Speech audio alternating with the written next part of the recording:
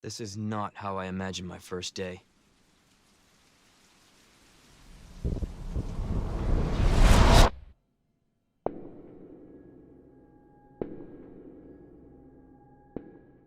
Man. Who... who are you? Oh, you must be the new guy. Leon. Sorry, but it looks like your party has been cancelled. Many of you guys may be aware of the fact that in Resident Evil 2's remake, there are going to be a lot of changes to the environment, to the story, to the cutscenes, the introduction. All sorts of things in this remake are going to get changed, and it is going to be very familiar to the original while also having its own creative differences. But there are going to be some things that remain, or some things that are being referenced from Resident Evil 1.5. Now this is not a video detailing all of the changes between Resident Evil 2 and Resident Evil 2's remake. This is just a small analysis of some of the aesthetic touches and other artistic changes to Resident Evil 2's project, and not as an entirety. So as you can see here in this screenshot, which I have up in the background, we have Welcome Leon, and this is a reference to his party, which is a little running gag from the original Resident Evil 2, in which the police officers were supposed to be throwing Leon a welcome party, considering he is a rookie to the police department. And it does look like, based on the concept art for the remake, that some of these similar little gags and touches and the humor that made the original a little bit extra comical are going to be returning. Sorry, but it looks like your party has been cancelled.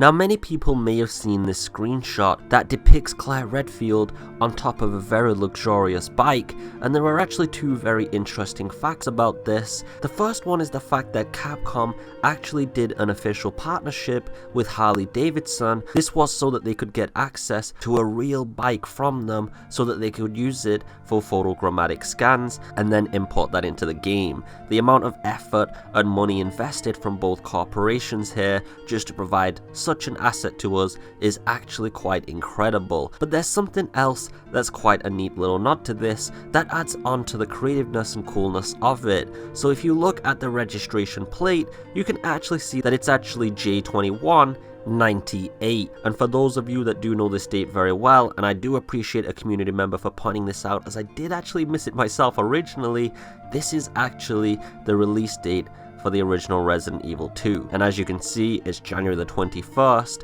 1998. So this image has two really nice things about it, and I'm just not sure how many people actually knew about these two things.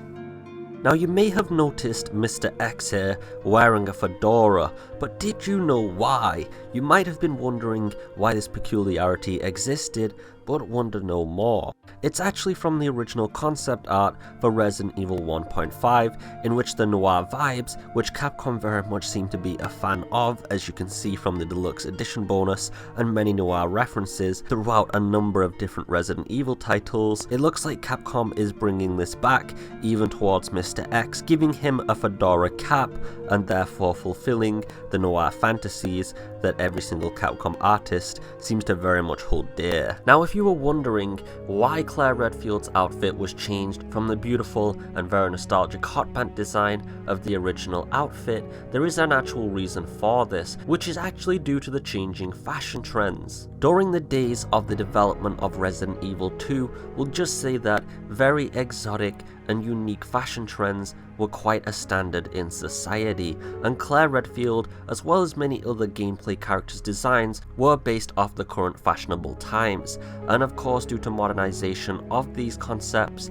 Capcom has had to redesign Claire to give her a more authentic, realistic, and atmospheric immersion into the Resident Evil 2 game. It is unfortunate, but I do not believe we're going to see anyone running around in Austin Powers-esque outfits. You may have also noticed many changes to the Raccoon City Police Department, both in its exterior design and the interior as well. This is going to be a continued theme throughout the remake, with many areas going through a revamp and also having extensions added onto them, additional floors and layouts, as well as the actual Raccoon City in itself being expanded upon, with the streets and sections being much longer than the original game. So this theme of continuously redesigned and revamped areas is going to run throughout the entire gameplay, and you're not particularly going to be able to use your previous knowledge of the layouts to get around the environment and basically get an advantage because you played the game originally, and this will keep a lot of veterans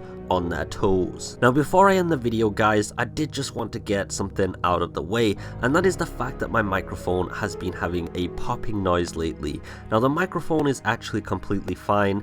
It is an issue that is unfortunately related to my motherboard, which does mean it's going to be quite an annoying and costly repair to actually make rather than just getting a new microphone, and so I'm not sure particularly when I will be able to fix that issue, and I do apologize for it being in all of my videos. If you did enjoy the video though, please do leave a like, a share, or a subscribe, or all of the above guys, if you're really feeling like you want to help the channel grow. But for now, I just hope you're having a beautiful day. As always, take it easy, and peace.